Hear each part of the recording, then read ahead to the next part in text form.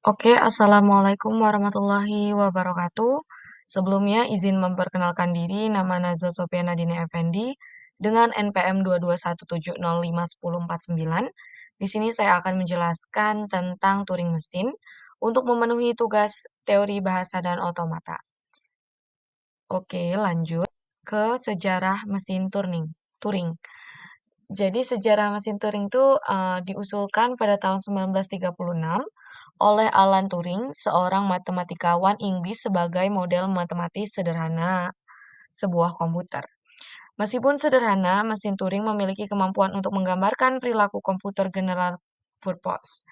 Mesin Turing dapat digunakan untuk menghitung kelas fungsi bilangan bulat yang dikenal sebagai fungsi rekursif sebagian atau partial recursive function. Sebuah mesin Turing terdiri dari beberapa komponen. Yang pertama ada pengendali berhingga atau finite control. Yang kedua ada pita masukan dengan sifat panjangnya tidak berhingga.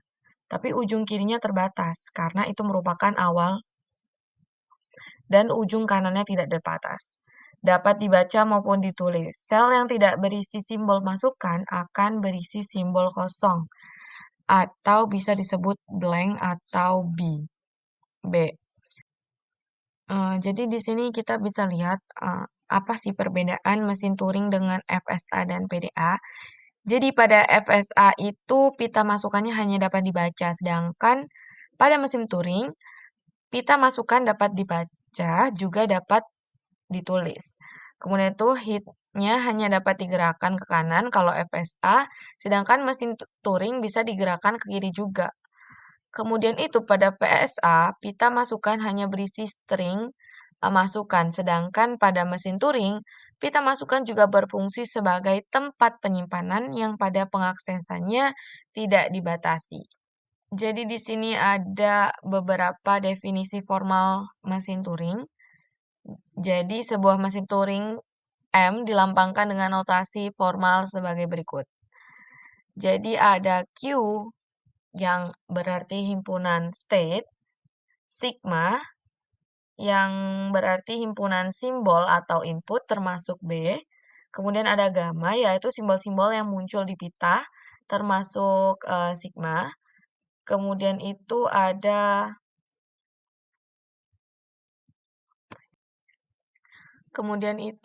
selanjutnya ada delta yang merupakan fungsi transisi yang memetakan.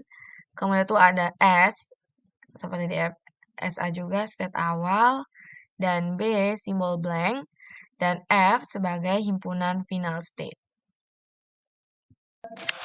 Jadi di sini saya akan menjelaskan sedikit ada contoh bagaimana sih cara kerja Turing mesin.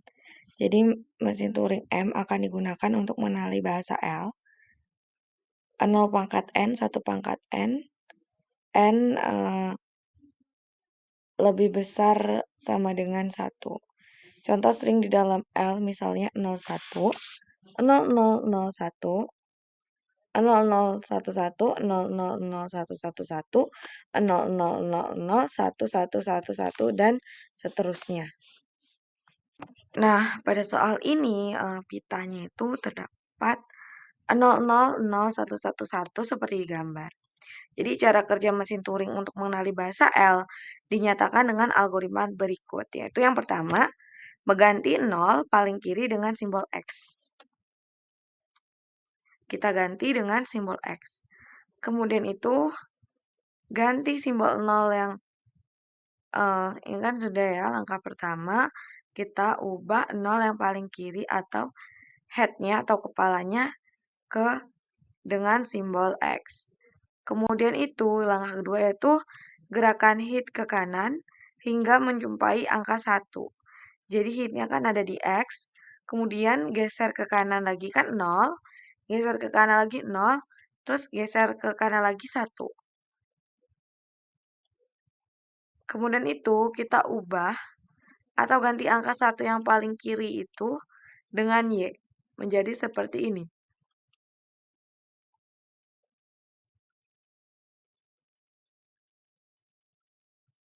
Kemudian setelah seperti ini kita lanjut ke tahap berikutnya, yaitu gerakan hit ke kiri sampai menjumpai X.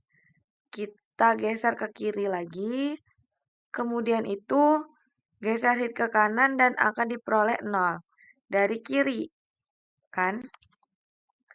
Kemudian itu ubah lagi 0 dari kiri itu menjadi X. Seperti di step nomor 6, yaitu kembali ke langkah awal. Setelah ke X, kita ke kanan lagi melihat angka 1 yang paling kiri. Kita ubah menjadi Y. Kemudian itu